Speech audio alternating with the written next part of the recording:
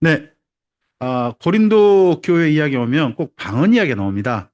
이 방언과 사도행전 방언과 이 사이 문제인데, 밑에 좀 읽으시겠습니까? 사람의 언어인가?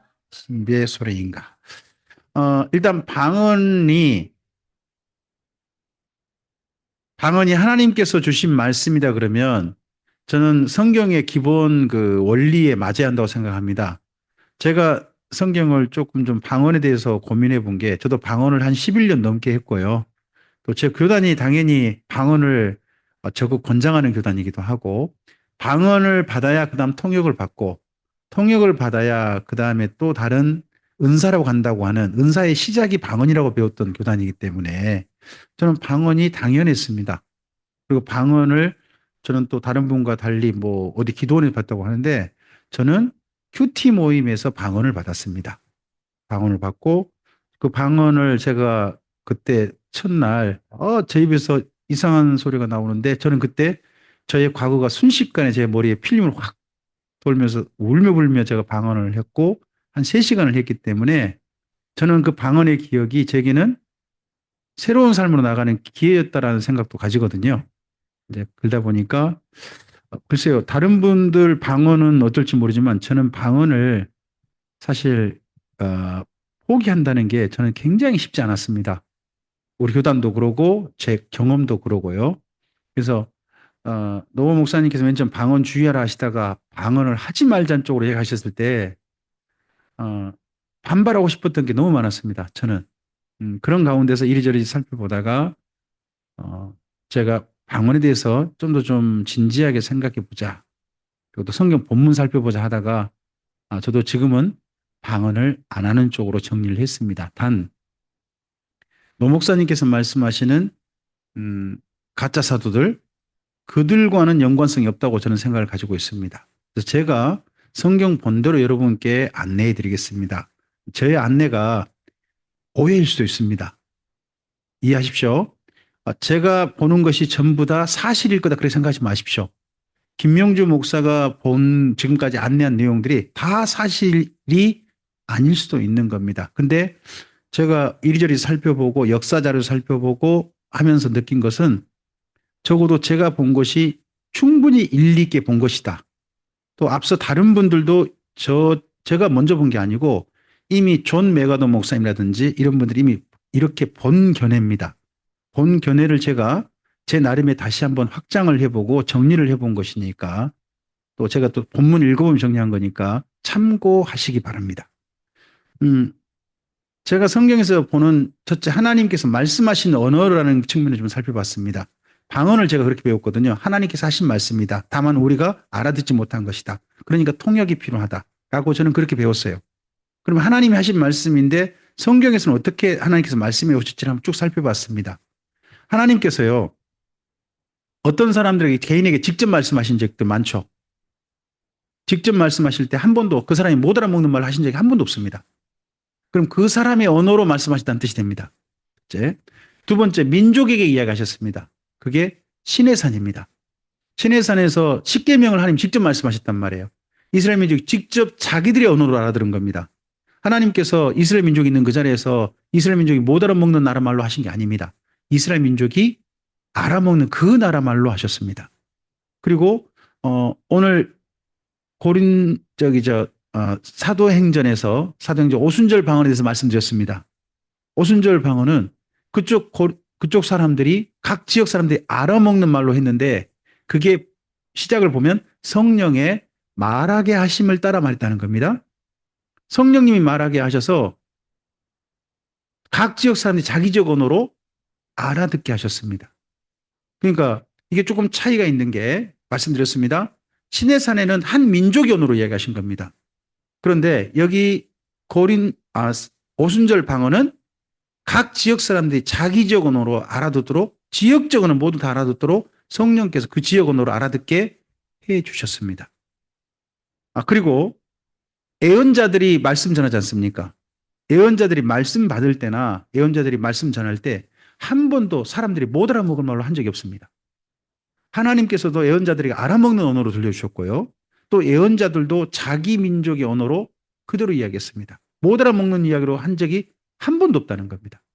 그런데 딱 한 군데 이방인들이 여기 유대인을 이스라엘 민족을 찾아온 게 있습니다. 우리 이사야서 한번 찾아가 보시겠습니까? 이사야서 28장. 이사야서 28장 10절 11절부터 좀 보시겠습니다.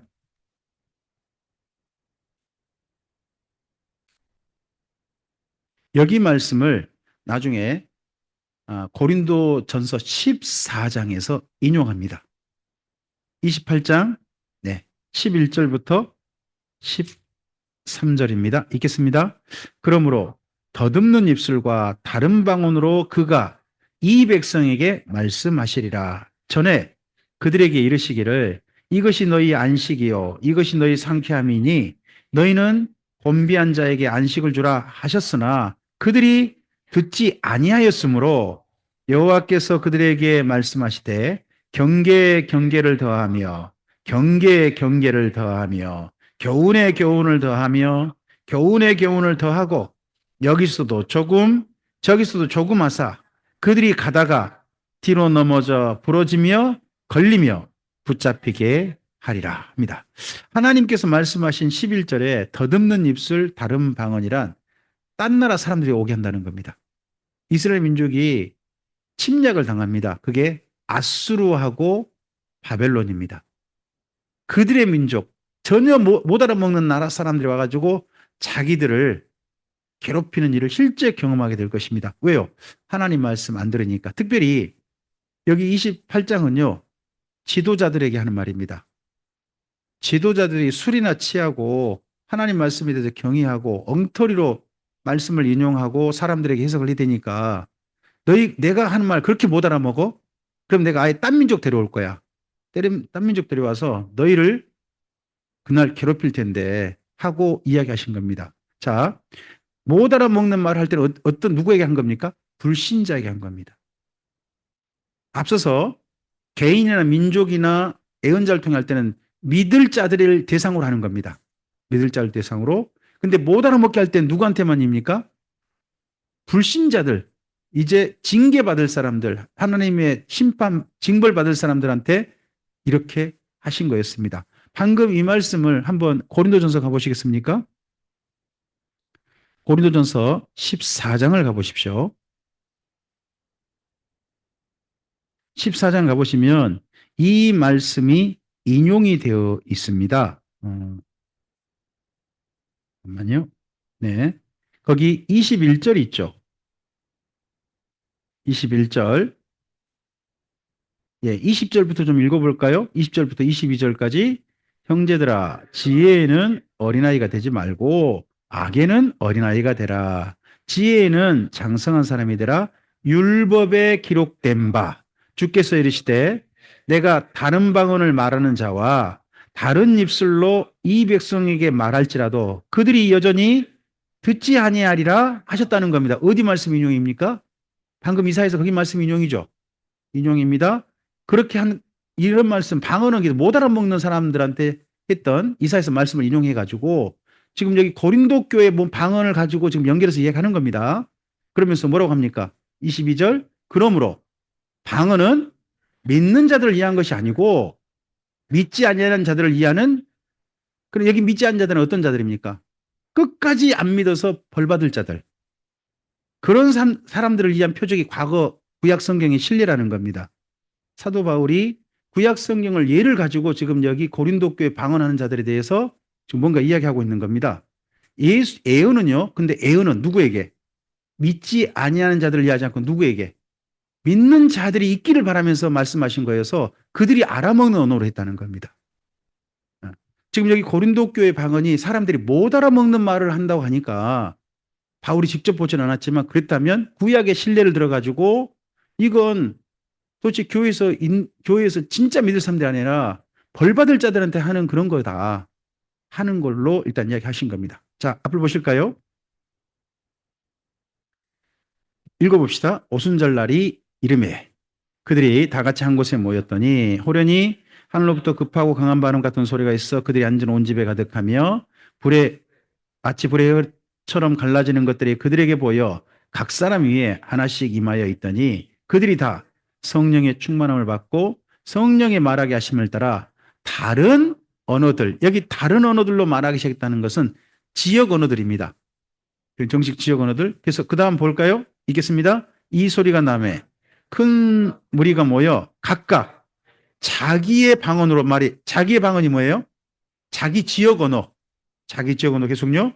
제자들이 듣고 소동하여 다 놀라 신기하게 여겨 이르되 보라 이 말하는 사람들이 다 갈릴리 사람이 아니냐. 우리 각 사람이 난 곳 방언으로 듣게 되는 것이 어찌 미냐. 여기 그럼 방언은 소위 말해서 기도하다가 나오는 그 이상한 못 알아먹는 말은 아닌 거죠. 그 지역에서 실제 쓰는 언어라는 거잖아요. 쓰는 언어로 듣게 됐다는 거예요. 그러니까 성령님께서 말하게 하실 때 사도행전 2장을 따라 본다면 사람들이 알아듣게 한 거죠. 자기 지역 언어로 알아듣게 한 거잖아요. 그래서 하나님께서 사람들에게 말씀하실 때는 알아듣도록 말씀하셨잖아요. 그 사람이 알아듣는 언어로 말씀하셨다. 근데 여기 고린도 교회 방언에 대해서 14장 2절에 이렇게 말씀해요. 앞을 보시고 읽어볼까요? 방언을 말하는 자는 하나님께 하나니 이는 알아듣는 자가 없고 영으로 자 여기 방언을 말하는 사람 이런다라고 바울이 들은 거예요.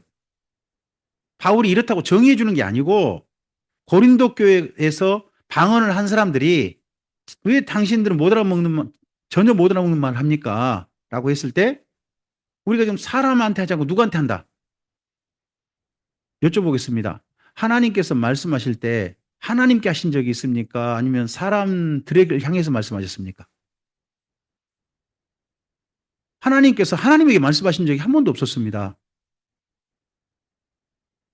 하나님께서 말씀하실 때는 다 누구를 향해서 말씀하겠습니까? 사람들에게 말하게 하는 겁니다. 근데 이 사람들은 하나님께 말한다. 그래서 알아듣는 자 없고 영으로 비밀을 말한 거다라고 이야기가 들려왔다는 겁니다. 자, 앞을 보실까요? 사도행전에는 방언이요 3번 나와요. 2장, 10장, 19장입니다. 2장, 10장, 19장. 그 가운데요. 19장을 잘 주목해 보세요. 19장은 에베소에서 방언이 일어났고요. 바울의 제자들이 받았고요. 민족은 구분이 모르겠어요. 민족 구분은 몇 명인지 안 나와요. 다만 12명쯤이라고 나와요. 12명쯤? 근데 이때 이 방언 현상이 일어난 19장에 있잖아요. 19장. 여기에 실제 그 자리를 안수하며 지켜본 목격자가 누구예요? 사도가. 바울이에요. 그럼 바울은 방언을 경험했어요? 못했어요? 사도행전식 방언 경험한 사람이란 말이에요. 근데 지금 에베소에서 일어난 방언 현상과 고린도에서 일어난 방언 현상이 같다는 거에 틀리다는 거예요. 같으면 이렇게 설명 구질구질하게 많이 할 필요가 없어요. 지금 뭔가 다른 거예요. 다르니까 바울이 온갖 이야기 붙여가지고 방언 차라리 안 했으면 좋겠다는 쪽으로 이야기해가고 있다는 거죠. 중요한 건 바울은 방언 현상에 대해서 특히 성령의 강림하심을 통해 방언 현상에 대해서 이미 경험했다는 것을 꼭 기억해야 됩니다.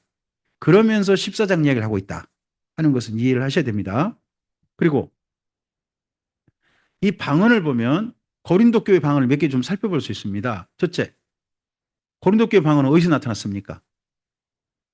성경상 볼 때 다른 지역에 나타났다는 얘기가 아무도 없습니다. 고린도에 그럼 나타났다는 겁니다. 그다음에 사도 바울은요. 직접 보지 못한 겁니다. 직접 보지 못했지만 듣고 교정을 지금 시도한 겁니다. 교정을 바르게 밟으려고. 경험자는 누굽니까? 여기 14장의 근거에 보면 여신도들입니다. 고린도 교회 여신도들. 그 뒷부분에 보면 고린도 교회 여신도들인 게 나옵니다. 그럼 이 사람들은 유대인일까요? 헬란일까요? 저는 아까 그 고린도 교회 구성원에 말씀드릴 때 제3의 헬란이라고 제가 했던 거 기억나십니까? 헬라 미신에 젖어 살다가 교회로 지금 들어오신 분들. 그분들이 헬라 미신을 그대로 가지고 예수님 믿는 이 교회에서 활동하려고 하는 그런 사람이었을 가능성이 높다고 봅니다. 그런 사람 가운데 이런 현상이 나타났을 것이다 하고 저는 봅니다. 그 다음에 결과가 뭐예요? 고린도 교회 이 방언의 결과가. 거기 14장에 보면요. 이게 예배 때 했다는 거예요. 예배 때.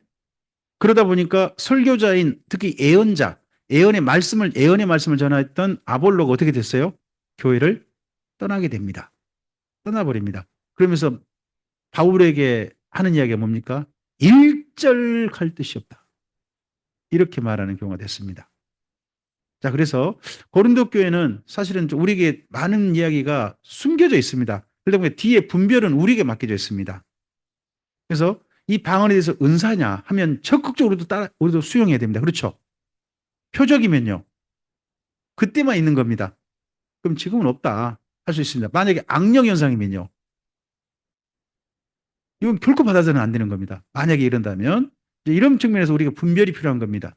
근데 자료가 일부만 있다 보니까 이 모든 것들을 파악하기가 쉽지는 않다는 겁니다. 단, 몇 개를 좀 봅시다. 어, 고린도라는 이 도시가 로마 제국이 만든 특별히 활성화시킨 국제무역항구입니다. 국제무역항구. 배들이 온갖 나라의 배들이 옵니다. 그럼 이 배들이 와가지고 돌아갈 때 뭘로 돌아갑니까? 올 때 배로 와서 갈 때도 배로 갑니다. 근데 지중해가요 변화무쌍해요. 특히 지중해에서 제일 무서운 바람이 뭐라고요? 유라굴로, 미친바람 이런 것들이 있단 말이에요. 그러다 보니까 그들은 신을 섬기죠. 바다의 신, 포세이돈 그걸 섬깁니다. 근데 바다의 신한테 물어보지 않습니다. 백기를 갈 때 누구한테 물어봅니까? 아폴로에게 물어봅니다. 왜 그럴까요? 왜 아폴로에게 물어볼까요? 아폴로가 신탁의 신입니다. 그 영어로 하면 오라클입니다. 오라클. 오라클만 전문하는 신이 아폴로입니다. 여러분, 그리스 신은 독특해요. 한 신이 일특이에요. 일신일특. 신이 특기가 여러 개가 아니에요. 지혜 그러면 누가 떠올라야 돼요? 아테네. 아테네. 그렇게 되지 않습니까? 지식 그러면 미네르바. 지식 미네르바? 미네르바가 저 아테네 그쪽 거고 헤르메스인가요? 이름 잘 모르겠고요. 그 다음에 또 풍요의 신 그러면 누가 떠오르세요? 아데미. 아데미가 있어요. 그리고 남자 중에 풍요의 신은 누구예요? 번개 때리는 신. 제우스가 사실은 풍요의 신이 또 되기도 해요. 그러니까 각각의 맡은 영역이 있어요. 각각의 맡은 신들은 영역이 있습니다. 고린도는요. 그래서 어, 항구 도시입니다. 이 항구 도시여서 신이 두 곳이 있단 말이에요. 어디? 산에 무슨 신이 있어요? 아르테미스 신. 그리고 이곳 아고라에 있는 대표적인 신전이 뭐라고요? 아폴로 신전이에요. 이 고린도만에 유명한 장소가 있습니다. 거기가 델포입니다. 델포이 신이 뭐예요? 아폴로예요. 혹시 이 델포이에 이거 아실까요? 움파로스가 있습니다. 우리 몸에 움푹 패인 데 있죠. 배꼽. 뜻이 배꼽입니다. 중앙. 그게 움파로스입니다. 그래서 여기가 세계 중앙이랍니다. 그들은 말하기를. 그러니까 여기를 기준으로 방위를 정하는 거죠. 세상 방위를 정하는 거예요. 여기서 동쪽으로 가면 뭐가 돼요? 동쪽 땅 그러면요. 그게 아스이아예요. 동쪽 땅 아스이아. 이곳에 서쪽으로 하면 뭐예요? 유로파. 유럽이 돼요. 이 사람들 참 자기들이 세상 중심이라고 거기 한 대가 바로 여기에요, 여기. 그러니까 자기가 배꼽을 딱 차지한 신이 누구라는 거예요? 아폴로라는 거예요. 그러니까 세상 어디로 갈지 누구한테 물어봐야 돼요? 아폴로. 그러다 보니 신탁의 신이란 말이에요. 오라클. 오라클. 그 신전이 여기 있어요. 그러면 고린도에 온 사람들이 어디로 가면 어디 가서 물어보면 제일 좋을까요? 여기 델포이 가면 좋고 있잖아요. 근데 지점이 있단 말이에요. 어디에? 아폴로 신전 지점이 있어요. 어디에? 여기 고린도에 지점이 있단 말이에요. 굳이 어디 갈 필요 없어요. 델포이 갈 필요 없이 여기 지점에서 물어보시면 된단 말이에요. 아, 델포이 신전이 어마어마했을 걸로 그들은 이야기합니다. 근데 델포이 신전에 가면 누가 있느냐? 이 여자가 있어요. 신으로부터 사람들한테 신의 말을 전달해주는 무녀가 있어요. 그 무녀를 가리켜서 피티아라고 합니다. 여기 이게 그들 도자기입니다. 도자기. 이 남자가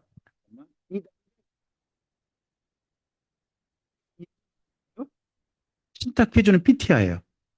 그들의 도자기에도 이런 그림이 있을 정도로 피티아는 그들에게 일반적인 여자예요. 우리 같으면 누구겠어요? 무당, 무녀, 무녀. 우리나라 무당. 그 가끔씩 가다가 막 그 뭐예요? 막 춤추시다가 갑자기 몸 부르르 떠시고 맞구나 할 때 있잖아요. 그런 여자예요. 그런 여자가 이게 피티아예요. 근데 피티아에게 역사는 신이 누구라는 거예요? 아폴로. 아폴로의 말이 들린다는 거예요. 그래서 이 피티아가 이런 모습으로 나와요. 이거 그쪽 그림들이 다 그쪽에서 그린 그림들이에요. 신으로부터 뭔가 소리 듣는데 보면 정상이 아니죠. 황홀경. 황홀경교 속에서 사람들이 못 알아먹는 말을 하는 거예요. 아, 왜 무서워요? 하여튼 이 여인들이 어떤 신비의 황홀경에 빠져가지고 그때 한다는 그러기 위해서요. 여기 혹시 한 그림에는 그 연기가 살짝 올라온 거 보이세요? 여기 밑에 이런 게 올라와서 이런 거 연기에 취하면서 이 여인이 황홀경에 빠진다고 해요. 어. 이걸 다르게 보면 이렇게 돼요. 아, 대마초 아니에요. 여기 가운데 있는 여자가 지금 뭔가 황홀경에 빠져 있는 여자가 피티아예요. 피티하고 피티에 배운 남자들 있죠. 남자들은 복채 가지고 온 거죠. 뭔가 들을 게 있어서. 그리고 이 옆에 있는 여자들이 있죠. 통역에서 이거 어디서 본 그림이에요, 이거 지금. 방언과 통역이잖아요. 이게 원래 어디 쪽에서 익숙한 그림이에요? 그리스 로마에서는 아주 익숙해요. 어디 가면 아폴로 신전 가면 일반적으로 보는 모습이에요. 지금 우리 교회에서 사람들이 못 알아먹는 말 하고 있잖아요. 그걸 사람들이 알아먹는 말로 통역해 주는 거 있죠. 그거 어디서 먼저 익숙했던 거라고요? 성령님으로부터 출발된 게 아니란 말이에요, 그게. 그리스 로마에서 이미 있던 거 이걸 보고 뭐라고 하냐? 오라클이라고 해요. 오라클. 영어 찾아보세요. 그 계속 다 나와요. 역사 아주 오래됐어요, 이 역사가. 우리나라 무당 역사가 오래된 것처럼. 우리나라 무당의 저기 가장 먼 역사가 누구예요? 단군이에요. 단군을 우리 알아먹는 말로 해보세요. 단골레라고 아세요? 단군이 단골레하고 연결된 말이에요, 그게. 무당 가리킨 표현이죠. 우리나라 신의 무당 그런 거 언어가 있잖아요. 그런 것처럼 여기도 오라클이라는 언어가 있단 말이에요. 이 피티아는 역할을 몇 가지 해요. 이렇게 신의 말을 전달하는 신비하는 걸 하고 또 사람들을 가르쳐요. 가르쳐요. 그리고 신의 황홀경이 채가 춤도 추기도 해요. 이거 어디서 이런 모습을 요즘 볼 수 있어요? 교회에서 볼 수 있어요.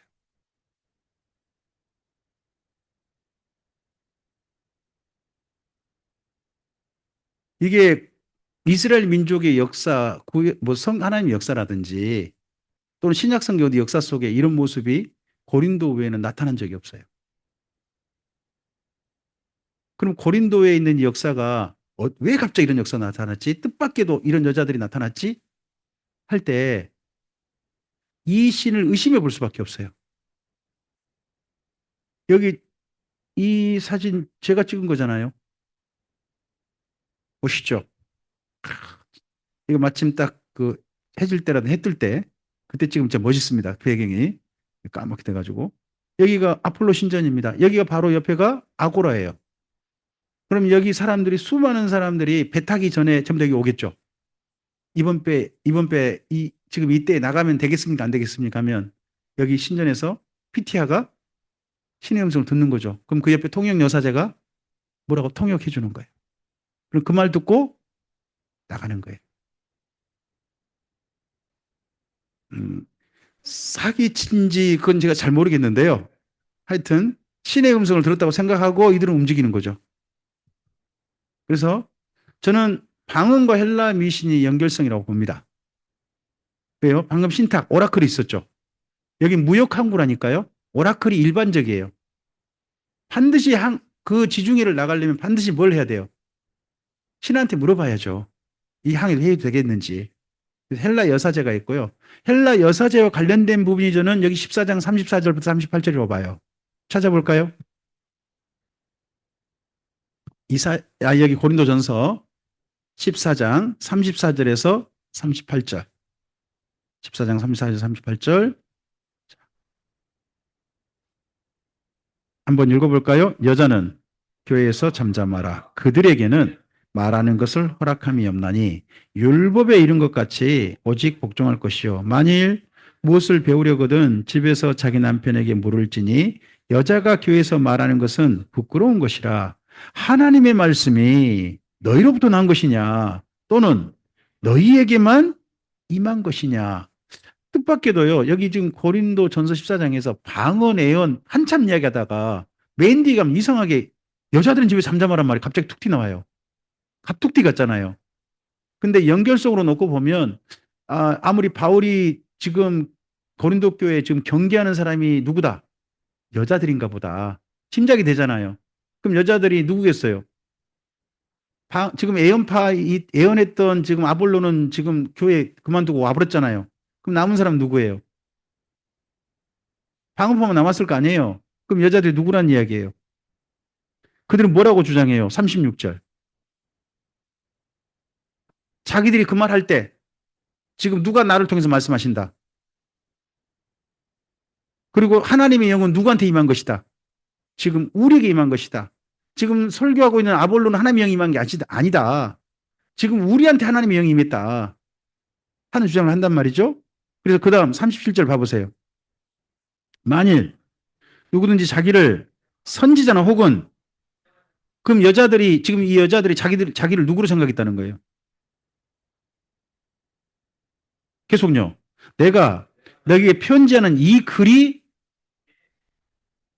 너희들한테 지금 영이 임했다고 뭐 이상한 소리 하는 거 그게 진짜 성령님이라면 이 편지를 받는 너희들 내가 지금 성령의 감동으로 너희들 하는 말인 줄 알아라. 그러고 난다. 그 다음 뭐라고 합니까?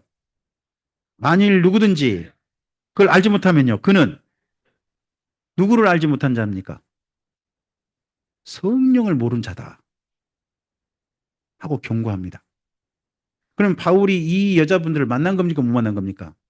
못 만났어요. 말만 들은 거예요, 지금. 아볼로가 말도 했겠죠. 또 여기 아볼로 모시러 온 분도 말했겠죠.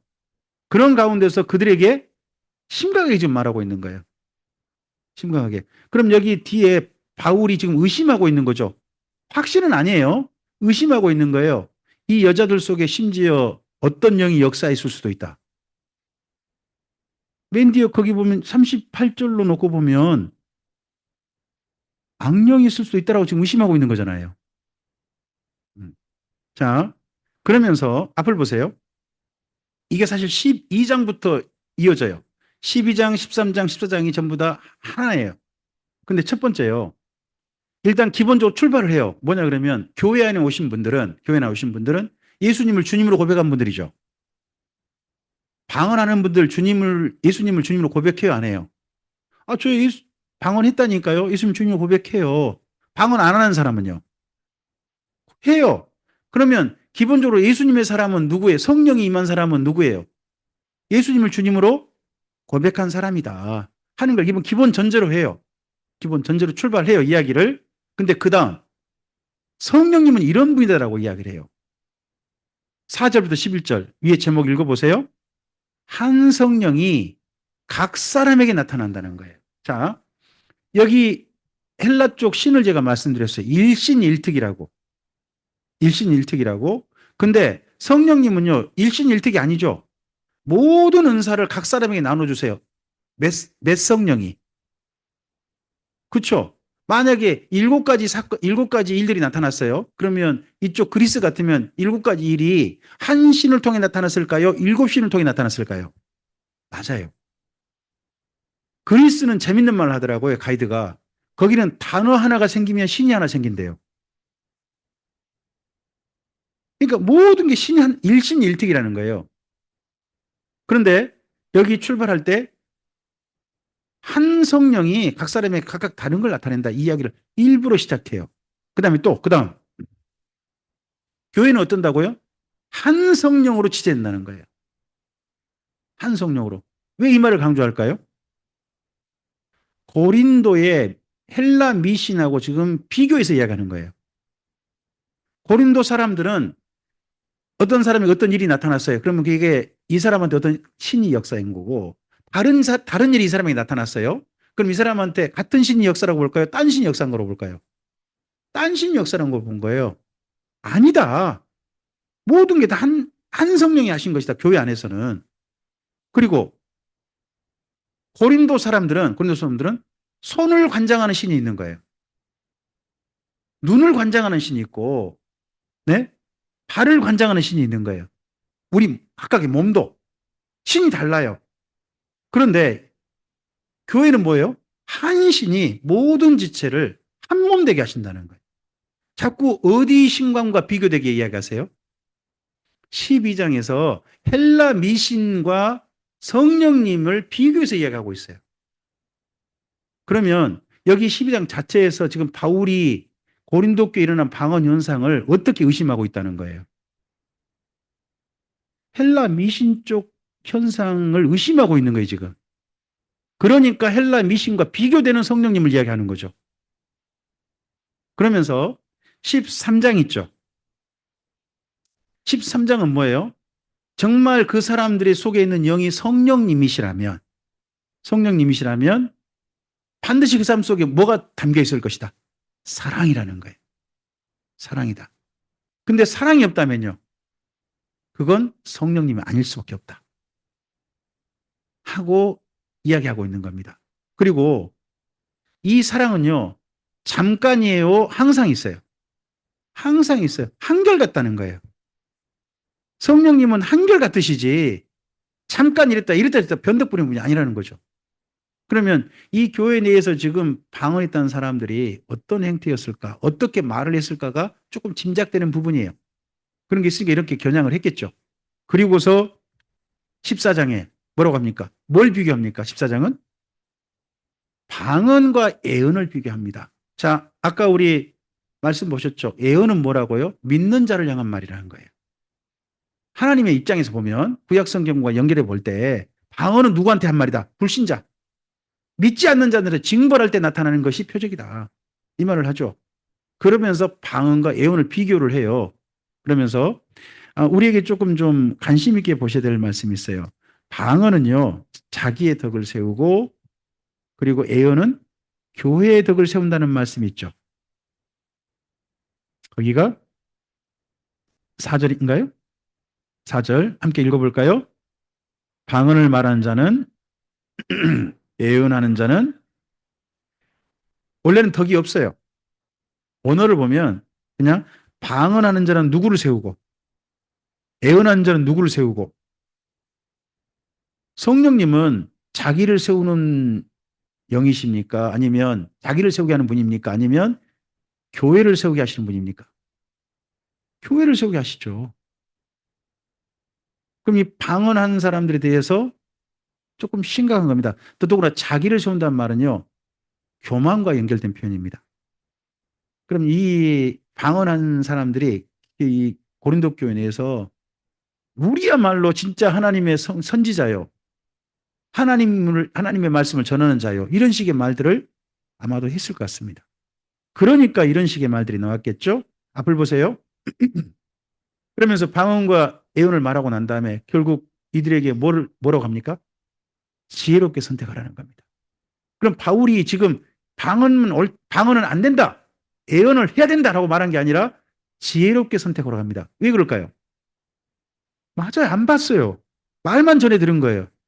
그렇기 때문에 신중한 언어를 고르고 있는 거예요. 신중한 언어를.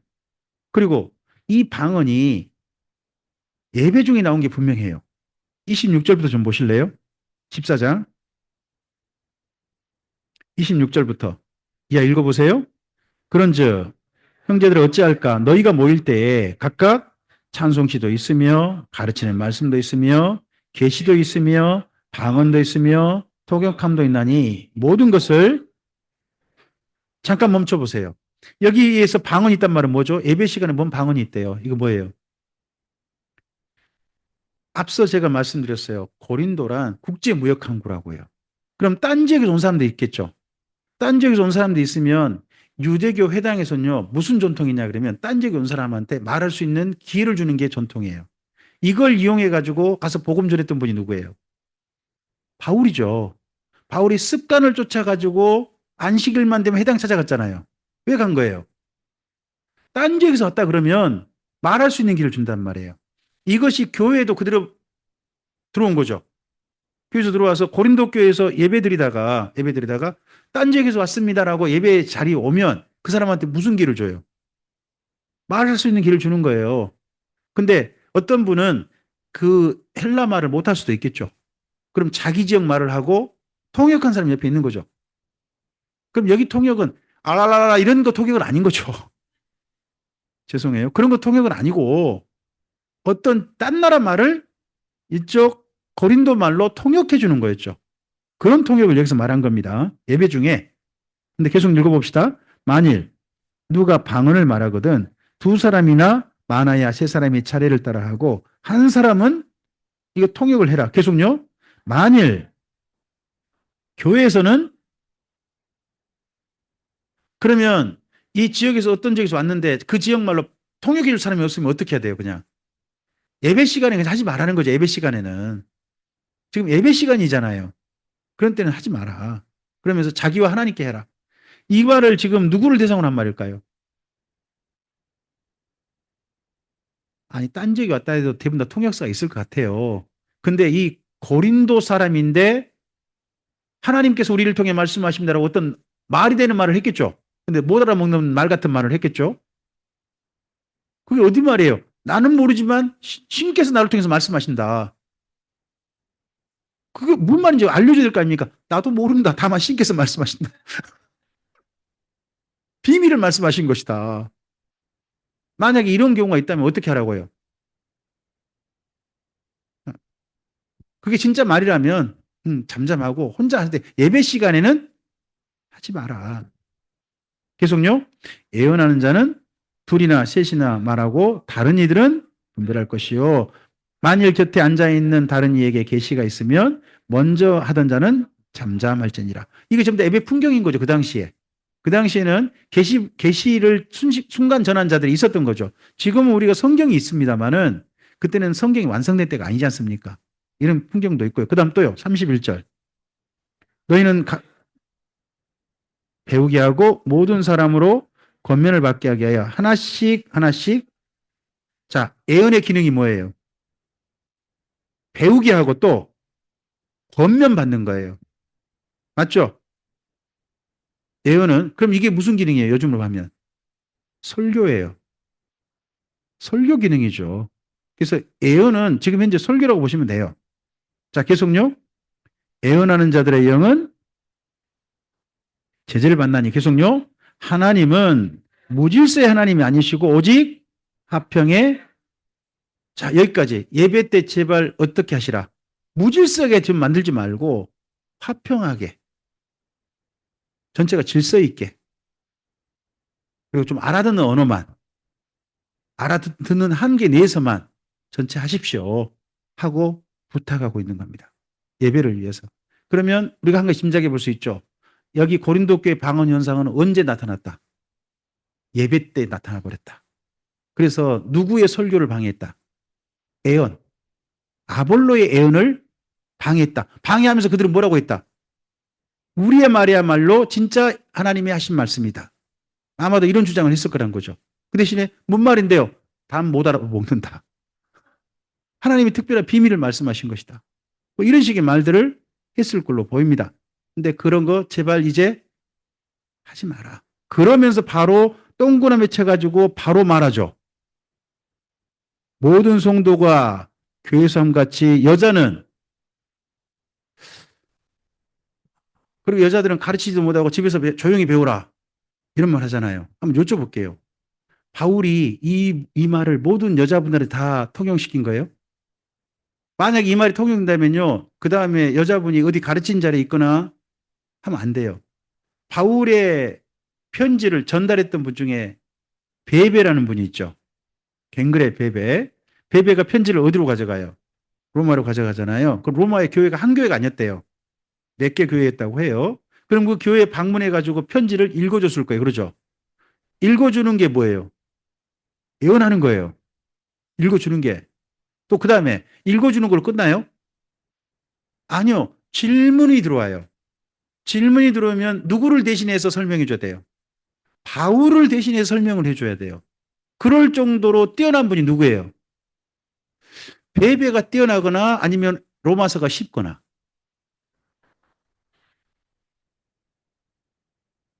일단은 그러니까 여기 말씀으로 다른 데 하면 바울이 지금 모순이에요, 모순. 지금 이 말을 일부러 가지고 와서 이 고린도께 하는 이야기가 뭐겠어요? 특정 대상이 있다는 거죠. 이게 일반적인 이야기가 아니잖아요. 바울이 만약 일반적인 이야기라면 베베를 버리면 안 되죠. 그러니까 바울이 여성들을 무시하거나 그러지 않아요. 근데 이 부분에 이렇게 일부러 이야기하면 이게 마치 꼭 유대교 전통처럼 이야기하거든요. 하는 이유가 뭐겠어요? 여기 방언 현상이 누구와 관련돼 보인다? 본문상 이해되세요? 저 충분히 이해되게 여러분께 말씀드린 것 같아요. 제가 본대로 말씀을 드린 거예요. 그러면 다르게 봅시다. 성령님은 어떤 분입니까? 성경에서 성령님이 하신 일을 좀 몇 가지 정리해 봤어요. 제가 뒤를 읽어 드릴게요. 앞에를 읽어 주세요. 요한복음 3장 말씀은요. 마태복음 12장 말씀은요. 네. 요한복음 14장 말씀입니다. 네. 요한복음 16장 13절이요. 사도행전 1장 8절 말씀은요. 네, 성령님은 이런 일을 하십니다. 계속 볼까요? 예, 사도행전 6장 3절이요. 구제하게 하십니다. 그 다음에 사도행전 9장 31절요. 위로하십니다. 사도행전 13장 2절이요. 네, 그 다음에 사도행전 20장 18절이요. 네, 직분자들로 하여금 교회를 돌보시게 하는 분도 성령님이시라는 겁니다. 그 다음에 로마서 5장 5절이요. 하나님의 사랑을 부어주신다고 되어 있습니다. 그 다음에 로마서 8장 11절요. 예, 우리의 몸을 나중에 부활하게 하신 분이 누구시다? 성령님이시다 라고 되어 있습니다. 그 다음에 로마서 8장 26절 28절이요. 너무 잘하신 말씀이죠. 하나님을 사랑하는 자, 곧 그때로 부르심을 입은 자들이 말씀하시잖아요. 그 다음에 로마서 14장 17절요. 네, 로마서 15장 18절요. 네, 고린도전서 2장 10절이요. 네, 고린도전서 12장 3절이요. 네, 그 다음 또 갈라디아서 5장 22절이요. 이걸 우리 성령의 9가지 열매라 그러죠. 네, 갈라디아서 6장 8절부터 11절이요. 네, 그럼 악한이라는 영은 뭐예요? 악령이. 그래서 악령이에요. 교회 다니면서 악한 일을 하면 그 속에 무슨 영이 있는 거예요? 함부로 이야기하지 마세요. 자, 디모데후서 3장 16절 말씀은요. 네, 그 다음에 계시록 2장부터 3장에 있는 말씀은요. 교회들에게 이기라고 하십니다. 극복하라. overcome. 극복하라고 하십니다. 그 다음에 계시록 20장 17절요. 새 예루살렘 성으로 초대하십니다. 보세요. 성령님이 이렇게 아름다운 일들 많이 하세요. 넘어뜨리고 잡아뜨리고 이상한 말하고 하시는 것은 성경이 없어요. 성령님이 그렇게 하셨다는 것은 고린도 경우 한 경우예요. 차라리 성령님이 하신다는 이 아름다운 일들에 우리가 주목하셔 보셔야 돼요. 우리가 이런 성령님의 일에 동역합시다. 이 일에 기꺼이 순종합시다. 아, 이것만 해도 너무 바쁜데. 그죠? 괜히 조금 좀 지엽적인 것에 너무 마음을 많이 두고 그럴 필요 없다는 겁니다. 진짜 해야 할 일 해야죠. 그죠? 네. 자, 이때 정도가 아까 말씀드렸어요. 바울파와 할렙파 사이에 굉장한 갈등이 있다고요. 이때가 바울의 3차 전도식인데 교회 내에서 너무나도 서로 간에 싸움이 심해요. 이 싸움 심한 게 심각해졌습니다. 주변 밖에서는 누가 핍박합니까? 유대교가 핍박하는데 내부에서 무슨 문제 갖고 서로 싸워요? 이방인 구원 문제. 이 때문에 파당이 나눠지고요. 사도들도 어떻게 감당이 안 됩니다. 생활이 또 양극화 있고요. 출교 이후에 여러 가지 고통스러운 삶이 있습니다. 이런데 내부 또 싸우고 있단 말이죠. 그럴 때 저는 야고보서하고 마태복음이 쓰였다고 봅니다. 이럴 때 주제가 비슷해요. 거의 공통 주제예요. 유대교 핍박에 대한 내용이 들어있습니다. 이방인 구원에 대해서 어떻게 해야 될 것인지에 대한 내용이 들어있습니다. 파당에 대해서 정말 주의하는 제발 그만 파당으로 싸우라 하는 내용이 들어있습니다. 생활 양극화 문제를 다룹니다. 그리고 출교와 그 후 문제도 다루고 있습니다. 마태복음과 야고보서가. 그럼 이런 같은 주제를 다룬다면 비슷한 시기라는 거죠. 이런 문제가 대두됐을 때, 그럴 때 이런 성경이 쓰였다는 거 아니겠습니까? 이런 성경이 쓰일 당시라면 저는 바울의 3차 전도행 시기 정도로 봅니다.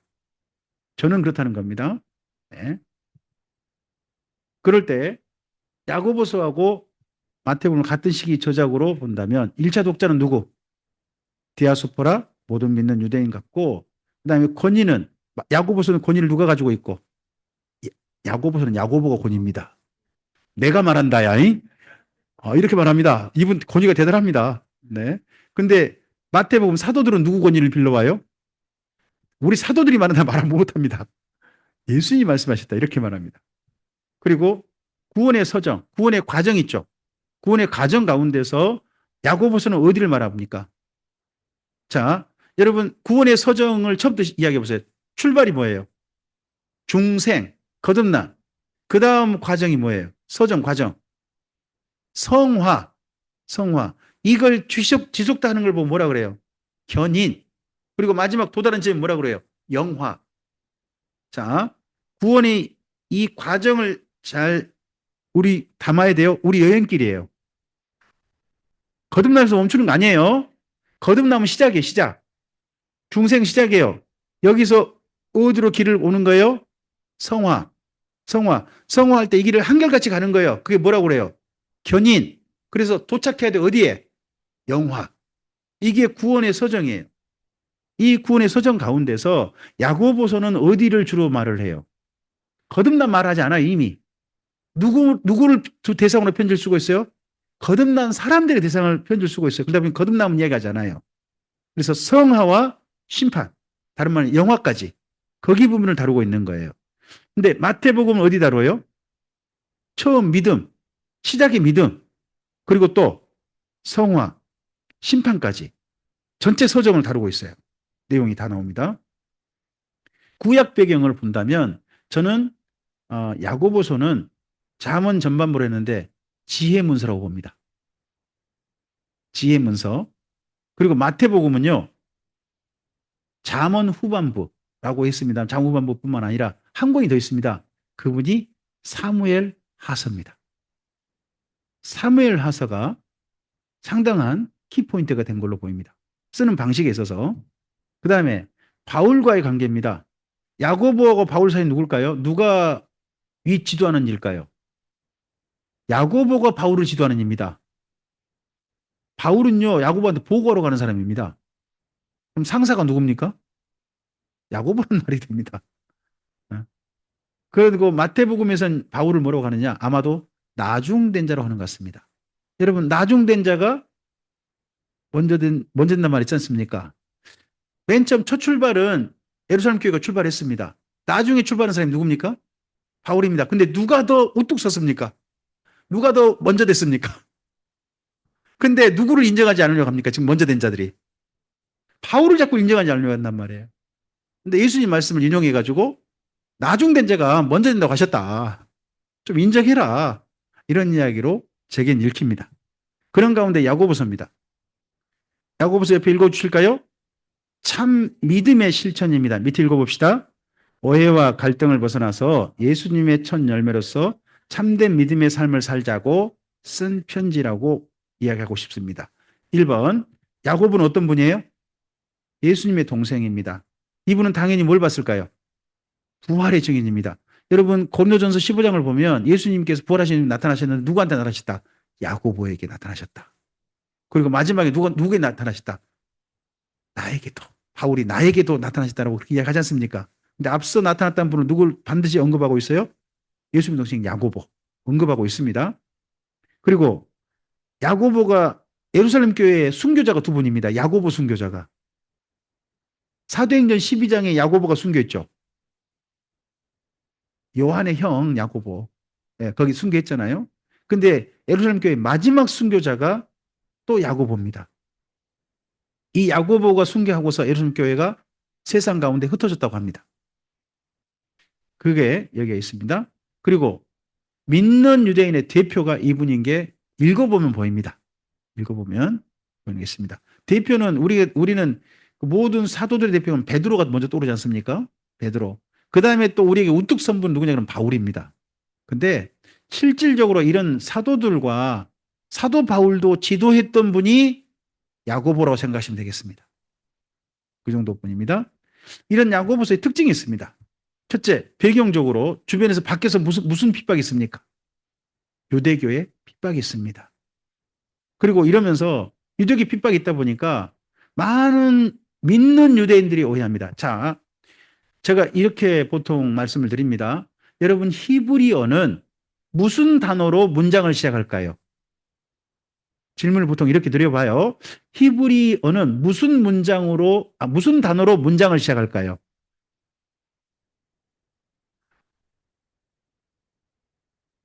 아, 주어, 동사, 이런 걸로 목적어, 소수로 이런 거 있잖아요. 그 중에서 첫 시작 단어를 뭘로 쓸까요? 동사입니다. 그럼 그들은 뭐가 중요해요? 그렇죠? 그럼 믿음도 뭐예요? 그래서 들으라란 말이죠. 들으라. 쉐마. 그 말이 뭔 말이에요?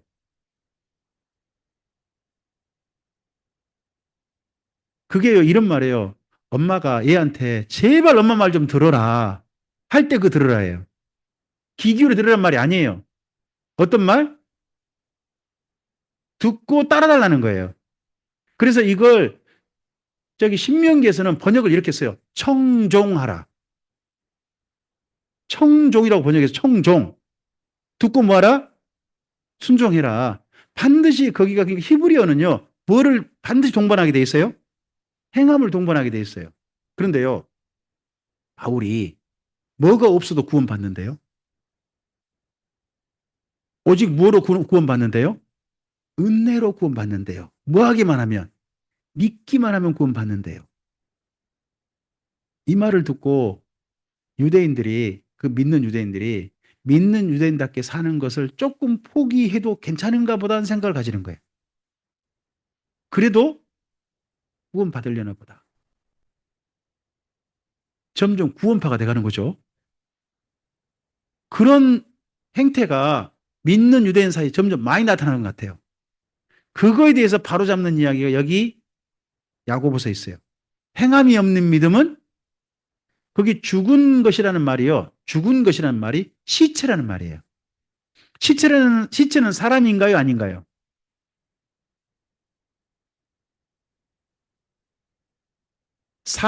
사람이라고 말하지 않습니다. 주검이라고 합니다. 주검. 왜요? 모양은 사람이나 생명이 빠져나가 버리면 그를 보고 사람이라고 하지 않습니다. 뭐, 그렇습니까? 물건을 취급합니까? 그러니까 내 안에 뭐가 있어야 사람입니까? 이 모양이 사람인 게 아닙니다. 생명이 담겨 있어야 사람인 겁니다. 그러면 생명이 없는 사람은 시체 죽은 거 아닙니까? 마찬가지로 믿음이라고 하는데 속에 뭐가 빠져버리면 생명, 그 생명이 뭐예요? 행위예요, 행함. 그게 빠져버리면 그건 뭐다? 믿음 아니다, 그거. 그 말입니다. 믿음 아니다. 그 말을 여기 야고보서에서 합니다. 뭐 때문에 그런 겁니까? 이들이 자꾸 타협하는 것 때문에 그런 겁니다. 믿음과 행함에 대해서. 그거에 대해서. 그 다음에 세 번째. 누구 갈등이 있다고요? 디아스포라. 디아스포라가 누구냐? 바울파와 할레파예요. 이들끼리 서로 싸우는 거예요. 외부하고 싸움도 힘든데 내부에서 서로 그냥 갈등이 폭발해가지고 서로 죽이네 사네 그런단 말이에요. 심지어 죽은 것 같아요. 여기 야고보서를 읽어보면 누가 죽은 것 같아요. 그리고 저는 야고보서가 특징이 지혜에 기초한 믿음이라고 봅니다. 어, 참 믿음인데 어디에 기초했다? 그래서 지혜 문서를 가지고 한번 여기 읽어보시면 제법 상당히 좀 보이는 게 있다는 겁니다. 그 다음 다섯 번째입니다. 흩어진 열두 지파라고 합니다. 여기는 뭐하고 비교되냐 그러면 바벨론 포로의 남은 자와 비교됩니다. 자, 생각해 보십시오. 바벨론 포로로 잡혀간 사람들 남은 자로 가지 않습니까? 그들은 그럼 누구로 보통 분류되냐 그러면 구원받을 자, 하나님의 회복을 기대할 자, 그런 사람들 됩니다. 모든 유대인들 중에 여기 지금 흩어진 열두 지파라는 사람들이 그런 사람들 중에 예수님 믿은 사람들이죠. 그 유대인 중에 남은 자로 죽게 돌아온 자가 되는 겁니다. 그들과 비교되어 있다는 겁니다. 그다음에 부를 때 누구라고 부릅니까? 여섯 번째, 내 형제들아. 자꾸 이게 어디하고 비교되냐 그러면 잠언에 내 아들아. 이 13회가 내 형제들아라고 나오는데 이게 잠언에 내 아들아라는 부분과 조금 좀 비교됩니다. 그러니까 글의 형식이 어디가 떠오르도록 지혜 문서가 떠오르도록 하는 그런 형식이 좀 있습니다. 표현법이. 그다음에 일곱 번째입니다.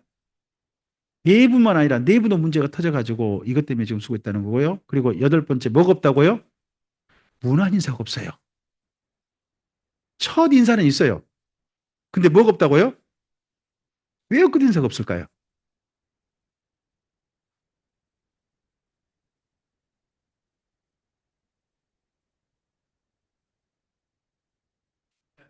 못 쫓고 돌아가셔버렸어요.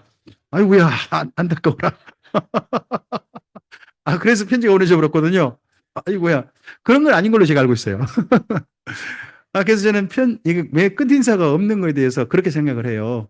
이 땅에서 우리 끝인사는 어디서 하자? 주님 안에서 하자. 아마도 그러지 않을까 싶어요. 음.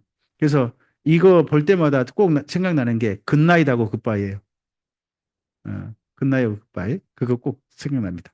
자, 야고보서에서 말하는 참 믿음을 말할 때, 참 믿음을 할 때 이런 것들을 한번 이야기해 볼 수 있습니다. 어, 이건 앞에 보이는 것은 에스라 성경 강자 노 목사님께서 정리하신 내용입니다. 내용을 제가 다시 한번 정리해 본 겁니다. 이걸 각 장별로 방금 참 믿음을 가지고 정리해 보면 이렇게 될 수 있을 것 같습니다. 1장 뒤에 읽어 주십시오. 1장부터 2장이요. 이게 행함 있는 믿음의 말입니다. 행함이 무엇으로 실천하는? 행함이라는 것이 교회 와서 봉사 열심히 하고 그런 거 행함 아니에요. 뭐라고요? 이웃을 사랑하는. 이웃을 사랑하는 그런 실천하는 믿음을 두고 행함 있는 믿음이라고 한 겁니다. 자, 그 다음 3장, 4장이요. 그러니까 제발 그만 싸우라는 거예요. 3장, 4장이나 2장이나 하려 했어요. 가운데 토막에. 그러면 이걸 왜 쓴 거예요? 그럼 제발 그만 싸우라고 그래 쓰고 있는 거예요. 이 야고보서가. 그다음에 4장부터 5장은요. 후한자처신과 당면한 문제 해결의 믿음을 말합니다. 이걸 1장에 있는 말씀의 근거에서 조금 제가 다르게 한번 정리해 볼게요. 우리 야고보서 1장을 좀 갑시다. 야고보서 1장입니다.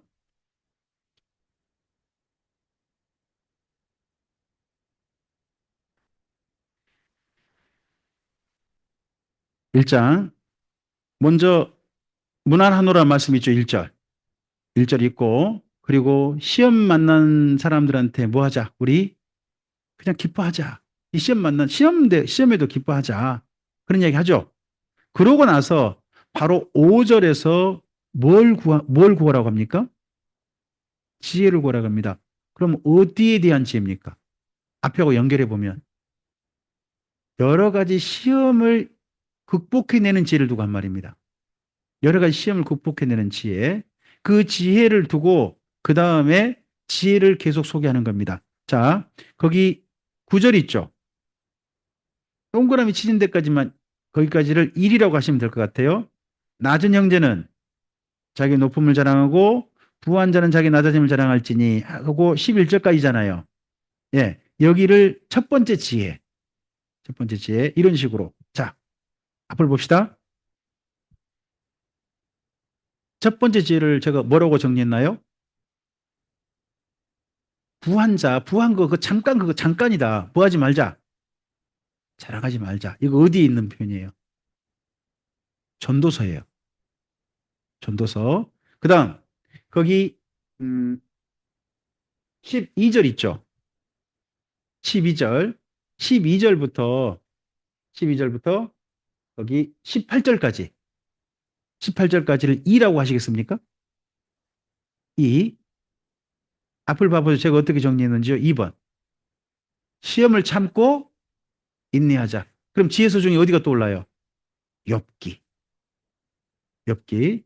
그 다음, 거기 19절부터 쭉 가세요. 2장 전부다고 생각하시면 돼요. 2장 전부까지. 거기를 전부 다 3.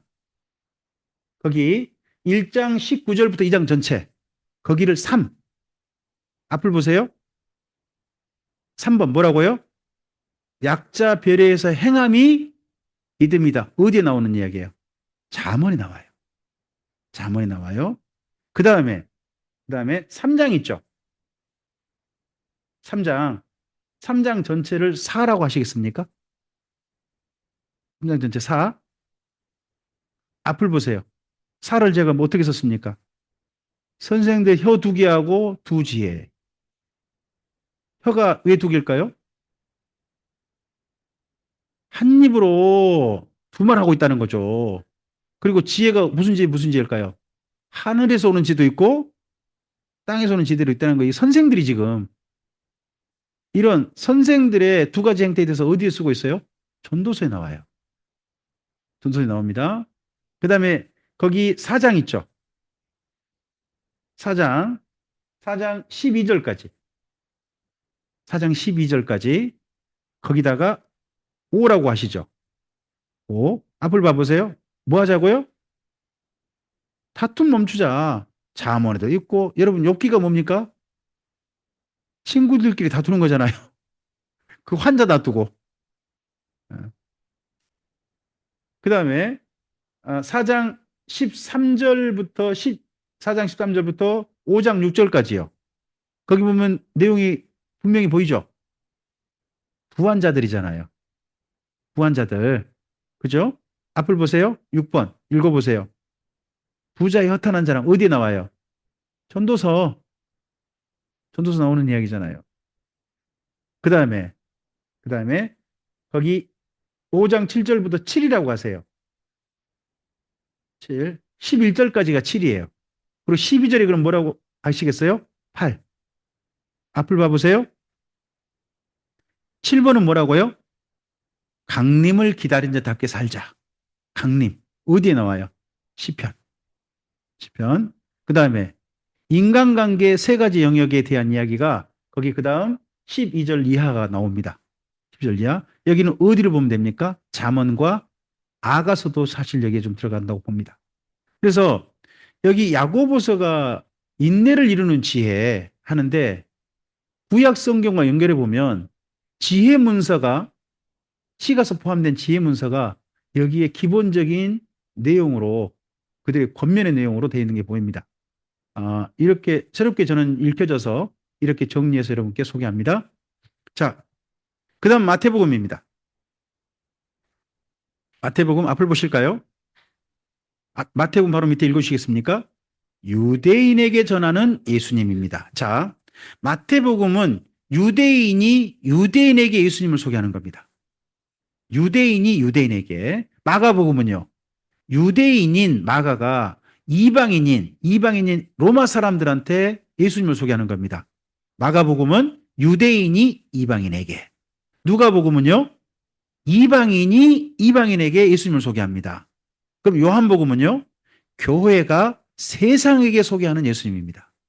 각각 조금씩 달라요. 근데 마태복음은 유대인이 유대인에게 전해요. 그러면 여기 글 내용이 유대인에게 맞는 어떤 그런 어법을 쓰겠죠. 그들이 익숙한 합법, 대화법이 있을 거 아니겠습니까? 자, 앞을 보시고 밑에 읽어주실까요?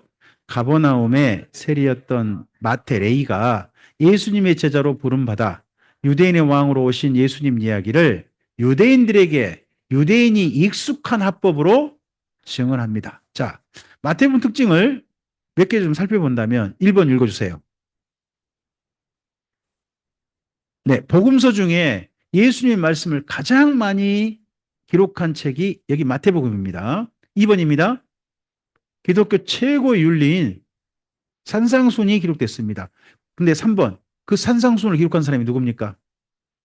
유대인 중 천시받던 세리인 마태가 기록했다는 겁니다. 유대인들이 그 당시 평가하기에 도덕적으로 제일 안 좋은 일을 한다는 사람이 누구였을까요? 둘입니다. 둘. 세리와 창녀. 창녀급으로 그렇게 취급받은 사람이 세리입니다. 근데 이 사람이 무슨 이야기를 한다고요? 산상순을 얘기한다는 겁니다. 참 묘한 하여튼 그런 비교가 있죠. 정말 그런 사람에게 산상순을 전하게 하신 또 하나님의 또 그런 또 것도 있습니다. 그 다음에 네 번째입니다. 뭐라고요? 시간과 사건 순서가 아니라 주제별 구성이라는 겁니다. 이게 어디와 연결, 이런 구성이 어디냐 그러면 바로 사무엘 하서입니다. 사무엘 하서가 다인 이야기죠. 다인 이야기입니다. 그리고 또 여러분 여기 마태복음 1장 1절에 아브람과 다윗의 후손 예수 그리스도의 계보라고 되어 있죠. 여러분 책에. 근데 원어는 달라요. 원어는요. 아브람이 앞서지 않아요. 다윗과 아브람의 후손이라 되어 있어요. 누구를 앞세웠어요? 다윗. 그리고 중간에 갈 때 아브람의 후손 예수라 그래요. 다윗의 후손 예수라 그래요. 다윗의 후손이에요. 다윗을 강조해요. 다윗 이야기 구약 성경이 어디예요? 사무엘 하서잖아요. 그래서 사무엘 하서 글 구조하고 그게 익숙한 그 사람들한테요. 예수님 이야기를 마태복음에 그렇게 담아요. 그래서 조금 크게 성경을 보고 싶으신 분은 여기 사무엘 하서에서 다윗 이야기를 어떻게 구성했는가 잘 봐보세요. 그리고 나서 여기 마태복음하고 또 비교해 보세요. 마태복음 글 구성을. 그것도 상당히 좀 글 읽는 재미가 되겠죠. 네. 그 다음 5번째입니다. 읽겠습니다. 구약의 메시아 예언을 성취하신 예수님을 말하려 가끔은 무리한 인용이 조금씩 있습니다. 이건 별 수 없습니다. 조금 무리합니다. 그 다음에 6번째입니다. 말 없던 마태와 열심당 시몬이 있습니다. 여러분, 마태는 직업이 세리죠. 그 세리 같은 사람들 죽이는 사람이 누굴까요? 열심당이에요. 근데 이 두 사람이 예수님의 제자가 됐어요. 근데요, 전도 짝꿍을 하필 보내는데 예수님께서 그 2명씩 짝꿍을 지었는 게 전도 짝꿍이거든요. 근데 누구랑 짝꿍 붙여서 보냈어요? 마태하고 시몬을 짝꿍 붙여 보낸 거예요. 두 사람이 전도를 어떻게 했을까요? 아니, 마태가 뭔 말 하려고 하면 옆에서 째려볼 사람이 누굴까요? 저, 저 빨갱이가, 저 친일파하고 째려 쓸 사람이 여기 시몬일 거 아니에요. 근데 하필 예수님이 두 사람을 참 짓궂게도 두 사람을 짝꿍 지어서 보내세요. 제가 아무리 봐도 이거 짓궂은 예수님이신데 하여튼 이렇게 두 사람이 짝꿍이에요. 이것도 참 재밌는 부분입니다. 그런데 또 알페오의 아들이 2명이에요. 마태복음 10장 3절하고요. 마가복음 2장 14절을 비교해 보면 알페오의 아들이 2명인데 근데 이 두 사람이 짝꿍이 아니에요. 알페오의 아들이 혹시나 동명이인일 알페오가 다른 아버지일까요? 한 아버지일까요?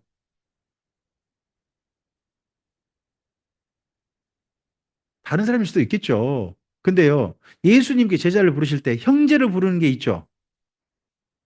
야고보, 요한, 그리고 시몬과 안드레.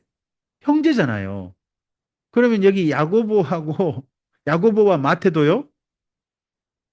또 다른 제자 중에 야고보 2명입니다. 잘 보시면. 그죠? 그 야고보하고 마태가 형제일 가능성이 충분히 있죠. 근데 두 사람 짝꿍이 아니에요. 왜 짝꿍이 아닐까요? 한 사람이 극구 거절했다고 나는 생각을 해요. 야고보가 내가 마태랑 내 짝꿍하면 나 예수님 안 따라다닙니다. 자기 형제에 대해서 굉장히 부끄러웠는지 하여튼 두 사람이 짝꿍이 아닙니다. 근데 보십시오. 야고보가 요한 짝꿍이잖아요. 그리고 베드로와 안드레 짝꿍이잖아요. 근데 이들은 짝꿍이 아니에요. 조금 좀 뭐가 있어 보이죠. 자, 그다음 이 마태복음 읽을 때 유대인들의 기본적인 성향, 표현하는 성향을 좀 가지고 좀 보시라는 거예요. 자, 유대인들은 뭐에 익숙해요? 토론. 구약 성경에 토론이 나타나는 성경이 뭐라고요? 욥기. 욥기. 토론에는 뭐가 중요해요? 질문이 중요해요. 질문. 그럼 마태복음 읽으실 때 어떤 표현 나오면 밑줄 그어 보셔야 돼요. 질문이 나오면 밑줄 그으시는 거예요. 중요한 시작이라는 거예요. 그게. 그 다음에 유대인들은 잠언을 좋아해요. 마샬, 비교, 대조. 그래서 여기 마태복음 어떤 형식의 글이 많다는 거예요? 비교, 대조하는 그런 식으로 글을 쓰는 게 많아요. 그 다음에 뭘 중요시해요? 족보를 중시합니다. 그래서 1장부터 족보를 말하죠. 족보. 그 다음에 뭘 말해요? 성취. 예수님의 이런 행적은 구약 성경 말씀이 이루어진 것이다. 어떻든 이로 말하면 예수님의 구약 말씀이 이루어졌다. 하는 것들을 곳곳에서 말하고 있죠. 그 다음에 비교합니다. 누가 누구를? 예수님과 유대교를 비교합니다. 유대교를 비교하는 게 있습니다. 그리고 교정합니다. 성도의 삶과 심판에 대해서 잘못된 생각을 교정해 주십니다. 이 교정은 아무리 봐도 예수님께 직접 하신 말씀이겠습니다만은 일부러 마태가 이런 표현들 찾아와 가지고 이런 에피소드를 찾아와 가지고 지금 여기 1차 독자들을 향해서 쓰고 있지 않나 싶습니다. 1차 독자들을 향해서. 그다음에 이단이라고 합니다. 이단. 누구 보고 이단이라고 그럽니까? 지옥 갈 자가 누구라고 합니까? 바리새인이요. 그러면 예수님께서 누구 보고 지금 이단이라고 하는 겁니까? 유대교 바리새인 보고 이단이라고 그런 겁니다. 유대교에서는 누구 보고 이단이라고 그럽니까? 예수 믿는 사람 보고 출교시키지 않습니까? 출교한단 말이 이단이란 말이야, 그게. 근데 예수님께서 누구 보고 이단이라고 그랬습니까? 대표적인 편이 이거죠. 한 바리새인이 사방에 나가지고 제자 한 명 만나서 자기보다 더 배나 더 지옥작시 되게 만든다. 이런 표현 하시죠. 그러면 거기 바리새인 어디 가요? 지옥 가죠. 그 사람의 제자는 더 확실하게 지옥 간다. 전 이 말씀 읽을 때마다 저는 겁나요. 저하고 만나는 이들이 저 덕분에 천국 갔으면 좋겠어요. 근데 제가 지옥으로 열심히 인도하고 있다면 어떻게 되는 거예요? 저는 천국 가고 싶은데 지옥으로 열심히 인도하고 있다면. 바리새인들은 한 사람은 지옥 가고 싶은 사람 없다고 저는 생각합니다.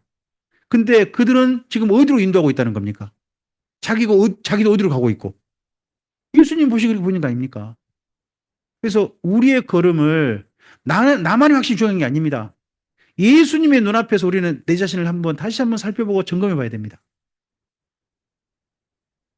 아유, 제가 강의를 못 하겠습니다. 그 다음에 8번째입니다. 뭐 하고 있습니까? 경고하고 있습니다. 뭐를? 성도들 사이에 정죄하는 걸 경고하고 있습니다. 그다음에 뭐를 경고합니까? 형제의 실족. 잘 생각해 보십시오. 정죄와 실족, 정죄와 실족, 이게 그 당시 믿는 성도들 사이의 갈등이라고 생각해 보십시오. 그럼 누가 떠오릅니까? 바울파와 할례파. 그쪽들이 떠옵니다. 작은 자 한 사람이 만약에 내 눈빛 때문에 그 사람을 실족했다면 내 눈을 어떻게 하라고요? 내 손이 그 사람을 실족하겠다면요. 잘라버리라. 이런 표현들이 그 당시 성도들 사이의 이야기라고 생각해 보십시오. 그러면 누가 떠오르겠습니까? 바울파와 할례파 사이. 한쪽만 누구를 지지한 게 아닙니다. 지금 서로 간에 지금 정지하지 마라. 실족시키지 마라. 뭐 그런 것들인 거죠. 그 다음에 인정합니다. 그러면서도 누구를 인정합니까? 나중된 자. 바울을 인정하는 걸로 보입니다. 그 다음에 사명을 주어집니다. 무슨 사명이라고요? 모든 족속에 보냈던 맞다는 겁니다. 자, 마태복음에서 질문을 몇 개 가져와 봤습니다. 이 질문들을 가지고 보시면 예수님이 누구시냐라는 질문들입니다. 마태복음 질문이. 첫 번째 읽어보십시오. 2장이죠. 동방박사들이 와서 했던 질문 아닙니까? 그 다음에 2번입니다. 11장에 보면 세례요한의 제자들이 와서 했던 질문입니다. 그 다음에 세 번째입니다. 16장 가이사랴 빌립보에서 예수님께서 제자들에게 하신 질문입니다. 그 다음에 네 번째입니다. 이건 21장에 보시면 예수님께서 성전에서 가르치고 있는데 바리새인과 사두개인들이 찾아옵니다. 그러면서 네가 무슨 권위로 이 자리에 있냐? 가르치고 있느냐라고 질문을 합니다. 그 질문 답변이 좀 길어집니다. 그 다음에 다섯 번째입니다. 이건 예수님을 신문했던 대제사장이 했던 질문입니다. 그 다음입니다. 총독 빌라도가 했던 질문입니다. 이 질문들이 다 어떤 질문입니까? 한마디로 말하면 예수님이 누구냐입니다. 마태복음에서 계속된 질문이 뭐라고요? 예수님이 누구시냐? 당신에게 예수님은 누구십니까? 하는 질문인 겁니다. 그리고 예수님의 사역은 세 가지입니다. 뭐라고요? 가르치고, 전도하시고, 고치시고. 이게 두 번 나눠져 있습니다. 5장부터 12장이 1차 3대 사역이시고요. 13장부터 20장이 2차 3대 사역. 간단합니다. 공생이 시작하고 1차 3대 사역, 2차 3대 사역, 그리고 예수님의 마지막 예루살렘 사역. 마태복음이 아주 간단하게 구성이 되어 있습니다. 구성이. 그 가운데 산상수훈이 있죠. 산상수훈. 어, 팔복을 말합니다. 팔복자들. 이들은 달라야 한다는 겁니다. 달라야 한다. 그리고 6장은 뭘 말합니까? 주님을 섬긴 사람들이 받을 상을 말합니다. 상. 그리고 구하는 걸 말하죠. 그리고 6장에서 6개의 선택 부분 이런 게 나옵니다. 한번 본문을 여러분께서 읽어보시고 여러분 나름 글을 정리해 보시는 게 좋죠. 그리고 1차 고침 사역이 나옵니다. 앞에서 5장 7장은 뭐라고요? 가르치심. 가르치심. 그리고 8장 9장은 뭐라고요? 고치심. 고치심. 그리고 10장부터 12장은 뭐라고요? 전도. 전파. 보면 가르치시고 고치시고 전파시고를 각각 자기 챕터식으로 따로따로 모았어요. 시간이 그렇게 된 건 아니겠죠. 네. 도리어 앞설 수도 있겠죠. 근데 같은 종류끼리 모았어요. 이런 식으로 글을 구성한 데가 어디였다고요? 구약성으로 하면 사무엘 하서고, 또 이것이 이렇게 글을 쓰는 게 이분의 직업과도 관련이 있다고 보는 거죠. 이분의 직업이 뭐예요? 세리 아닙니까? 세리면 문서를 작성할 때 뭐부터 쓰겠습니까? 세입부. 세입부 중에 일반 재정, 특별 세입도 나누겠죠. 그다음에 지출부. 이런 식으로 나누지 않습니까? 이분이 이런 분류를 하는 게 아주 좀 특별한 재능이 있는 게 보입니다. 이런 식으로 1차, 2차, 3대 사역이 기록되어 있다는 겁니다. 여러분 그러니까 한번 내용을 읽어보면 큰 덩어리 한번 찾아서 한번 써보시는 겁니다. 여기까지가 가르침 사역이네. 이건 고치심 사역이네. 이것은 전파 사역이네. 이런 것들 한번 좀 나눠서 찾아보시는 겁니다. 24장부터 25장입니다. 여기는 마태복음의 종말론입니다. 2장에 걸쳐 있습니다. 마가복음이나 누가복음은 한 장밖에 없습니다. 종말론이. 근데 마태복음은 2장이 붙어 있어요. 24장은요. 세상의 심판입니다. 근데 25장은요. 교회의 심판입니다. 교회도 뭘 받아야 된다? 심판받아야 한다는 겁니다. 그 비유가 세 가지로 이어집니다. 세 가지. 먼저 열처녀 비유가 있죠. 열처녀 비유 중요한 건 뭐예요? 그러므로 깨어 있으라 합니다. 그럼 깨어 있다는 건 뭐예요? 달란트 비유입니다. 어떻게 하면 깨어 있는 거예요? 맡겨주신 달란트 가지고 일하는 겁니다. 일하는 겁니다. 그럼 무슨 일을 해야 남기는 걸까요? 그게 양과 염소 비유입니다. 무슨 일을 해야 돼요? 예수님께서 그 왕이신 예수님께서 거기 모인 양에게 말합니다. 너희는 내가 헐벗었을 때 입을 걸 주었고, 내가 배고플 때 먹을 걸 주었고, 내가 옥에 갇혔을 때 찾아봐 줬다라고 말씀하십니다. 그러자 그 양들에 속한 사람들이 뭐라고 합니까? 제가 언제 주님 만나요? 저 주님 본 적이 없는데요 라고 해요. 그랬더니 예수님 뭐라고 하십니까? 너희와 함께 있는 자 중에 이 작은 자에게 한 것이 누구한테 한 것이다. 그러면 우리가 깨어있다는 건 어떻게 하는 겁니까?